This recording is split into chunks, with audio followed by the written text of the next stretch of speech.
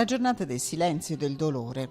Ore 11, Fiera di Genova. Funerali di Stato e lutto nazionale per 19 delle 42 vittime del crollo del ponte Morandi.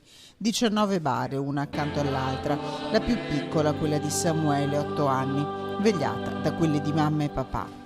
E alle 11 il dolore di un'intera nazione si è celebrato anche a Padova. Luci abbassate e vendite sospese per alcuni minuti nelle botteghe del Salone. Hanno scelto di essere vicini così ai genovesi e l'Italia e ai commercianti di Padova.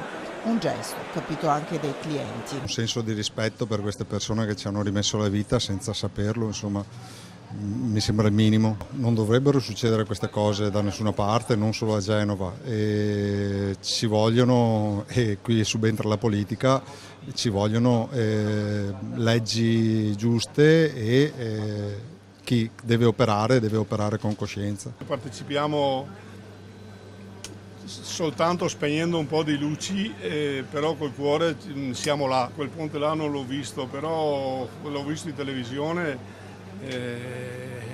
Purtroppo sono cose che dovrebbero anticipare, secondo il mio punto di vista. Incredulità e dolore, ma oggi è la giornata del silenzio spezzato da gesti concreti, come gli applausi che hanno accolto la delegazione di vigili del fuoco presenti ai funerali.